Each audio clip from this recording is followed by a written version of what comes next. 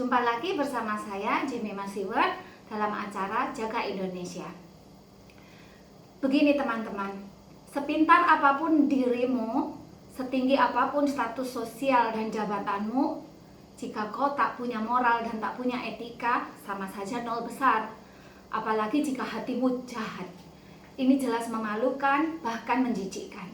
Hal inilah yang saya lihat ada dalam diri Dr. Andes Kanjeng Raden Mas Tumenggung Roy Suryo Notodiprojo MKes, mantan Menteri Pemuda dan Olahraga Republik Indonesia. Gagah betul ya gelar-gelarnya, termasuk gelar bangsawannya. Sayangnya, kementerengan status bangsawan Roy Suryo tidak diikuti dengan kebersahajaan sikap hidupnya. Roy Suryo yang namanya tak bisa dilepaskan dari panci ini, hari ke hari terus mempermalukan dirinya sendiri, termasuk mempermalukan semua orang yang terkait dengan dirinya.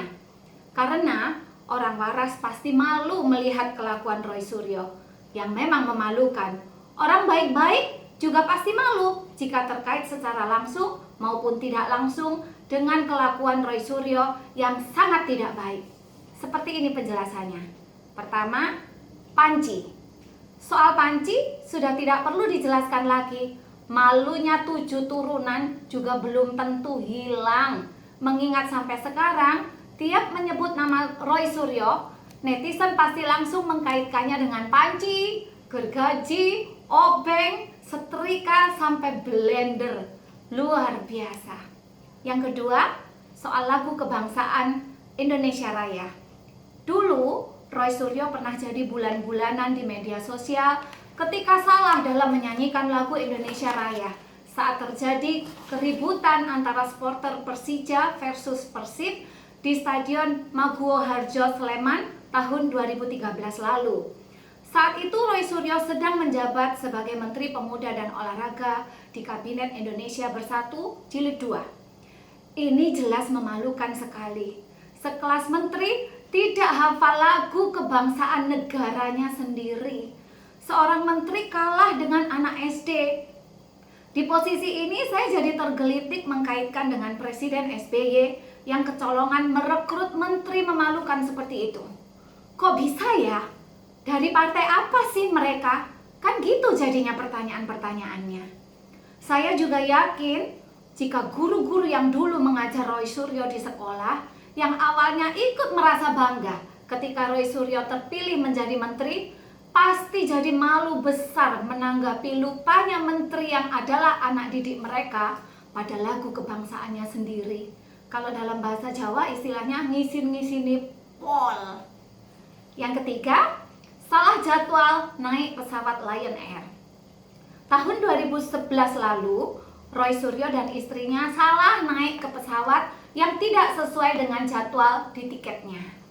Saat diminta turun oleh kru pesawat, Roy Suryo malah berkuku menolak turun sambil bawa nama Direktur Lion Air. Hingga mengakibatkan terjadinya perseteruan di dalam kabin pesawat. Setelah terpojok dan tidak bisa mengelak lagi, Roy Suryo baru mau turun dari pesawat sambil minta maaf, diiringi sorakan penumpang yang sebel dengan kelakuan pejabat seperti Roy Suryo. Nah, ini jadi poinnya begini, sudah salah, ngeyel, arogan pula, malu-maluin, gak punya etika, sekaligus jahat. Karena dia salah gitu, salah merasa benar, ya jahat lah itu. Itulah Roy Suryo. Gak kebayang bagaimana malunya istri Roy Suryo saat itu. Itu pun kalau urat malunya masih ada. Jangan-jangan sudah pada putus seperti suaminya, ya entahlah. Keempat, menghina agama Buddha sekaligus melecehkan kepala negara RI. Saat ini, Roy Suryo kembali membuat sensasi memalukan sekaligus jahat. Di akun Twitternya, Roy Suryo mengunggah foto editan stupa Borobudur mirip Jokowi, disertai tulisan, mumpung akhir pekan, ringan-ringan saja tweetnya.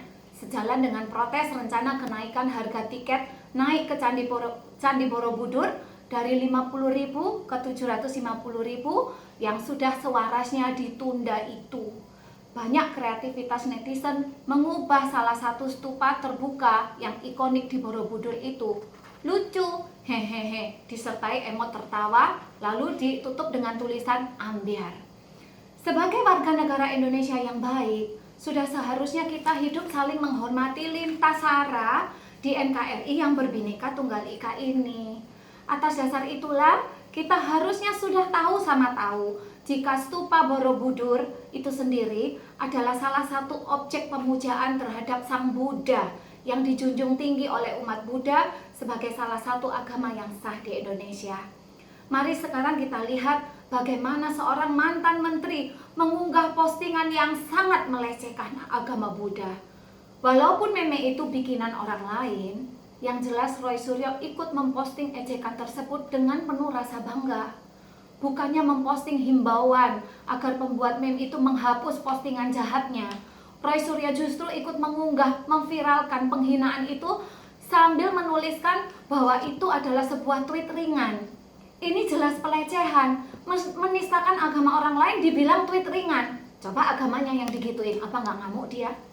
Dilakukan Roy Suryo sambil menyertakan emot tertawa, menganggap penistaan terhadap agama lain tersebut adalah sesuatu yang lucu. Cuma orang jahat yang tega berbuat seperti ini. Pembahasan lebih lanjut tentu saja tentang pelecehan dan penghinaan kepada kepala negara yang sudah seharusnya berhadapan dengan hukum pidana. Sampai di bagian ini saya jadi malu sendiri membacakan kelakuan-kelakuan Roy Suryo yang memang sangat menjijikkan, layaknya orang tidak terpelajar. Bahkan mungkin orang tidak berpendidikan tinggi masih jauh lebih punya hati yang baik, tidak mau menyakiti sesamanya walaupun berbeda agama ataupun berbeda pilihan politiknya. Akhirnya memang akan jadi terus melebar. Tidak mau agamanya dihina, tapi sukanya menghina agama orang lain. Siapa dia? Kan gitu jadinya pertanyaannya. Dan sangat mudah menjawab pertanyaan tadi, mengingat selama ini sudah bukan rahasia lagi jika kelakuan mereka, jangankan dihina, cuma kesenggol dikit aja ngamuknya udah kalap demo berjilid-jilid. Saya yang tak punya hubungan apapun dengan Roy Suryo sangat malu hanya dengan membicarakan serangkaian tindakan Roy Suryo yang sudah sangat kelewatan ini. Sudah sewarasnya dan sewajarnya para leluhur Roy Suryo yang masih kerabat dekat Raja-Raja Puro Paku Alam pasti juga ikut malu semalu-malunya. Di generasi keturunan keluarga besar Paku Alam ternyata ada seorang bernama Roy Suryo yang sudah sangat keterlaluan jahatnya. Dari semua kejadian yang sangat tidak pantas dan sangat merugikan kehidupan berbangsa dan bernegara ini, sudah sewarasnya dan sewajarnya jajaran kepolisian RI bergerak cepat, secepat respon mereka saat menanggapi kasus rendang babi. Bukankah begitu Pak Listio Sigit? Salam presisi.